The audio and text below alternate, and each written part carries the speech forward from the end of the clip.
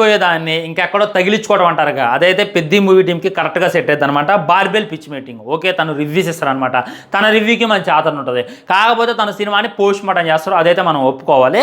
So మనోడు పెద్ద మీద ఒక రివ్యూ అయితే చేసిండు, దాని మీద మూవీ టీం కాపీరైట్ స్ట్రైక్ అయితే వేయడం జరిగింది.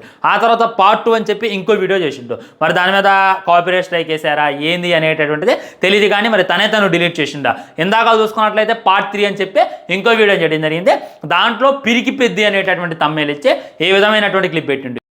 మీరు అనుకోవచ్చు ఇప్పుడు, రే బార్బెల్ నీ కళ్ళు ఎక్కడున్నాయి, నీ కళ్ళల్లో ఏమైనా పడ్డదారా అని మీరు అనుకోవచ్చు.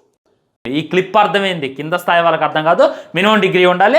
మన బుచ్చిబాబు గారు ఏమంటారు, జాన్వీ కపూర్ని ఉద్దేశించు కాటు కక్కర్లేని కళ్ళు. సో కళ్ళని హైలైట్ చేయాలి, కానీ ఇంకేయో హైలైట్ చేసింది మన బుచ్చిబాబు అనేటటువంటిది సోషల్ మీడియాలో ఫుల్ రూమర్. సో దాన్ని హైలైట్ చేస్తూ, దాన్ని ట్రోల్ చేస్తూ ఈ విధంగా తన చెస్ట్ని తనే జూమ్ చేయడం అనమాట. ఆ తర్వాత చూసుకున్నట్లయితే చెయ్యలేదు, మీరు అబ్జర్వ్ చేయొచ్చు, బార్బెల్ మొత్తం వీడియో మొత్తం మీద 22 నిమిషాల మీద ఒక చెయ్యలేని వల్ల కనపడ్డాడు. దీని అర్థమైంది, పెద్ద సినిమాలో రామ్ చరణ్కి ఒక లెగ్ ఉండదు కదా, ఆ విధంగా ట్రోల్ చేస్తున్నాను అనేటటువంటి క్లారిటీగా అర్థమవుతుంది.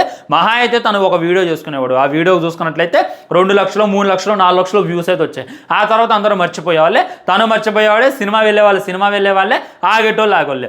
ఎందుకంటే తను సినిమా బాగుంది అన్నంత మాత్రాన భయంకరమైనటువంటి కలెక్షన్స్ ఏం రాలా. ఉదాహరణకి తనే చెప్తాను కదా, కేర్ ఆఫ్ కంచరపాలెం నాకు నచ్చిందని, దానికి ఏమైనా భయంకరమైనటువంటి కలెక్షన్స్ వచ్చాయా?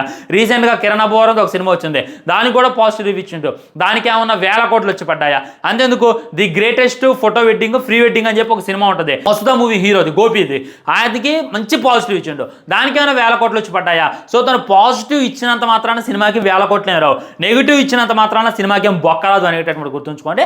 అది గుర్తుంచుకొని తన మానాన తను వదిలేసినట్లయితే చాలా అంటే చాలా బాగుండేది. కానీ గెలికి ఇప్పుడు పార్ట్ 2 చూపిస్తున్నారు, పార్ట్ 3 చూపిస్తున్నారు, పార్ట్ 4 చూపిస్తున్నారు.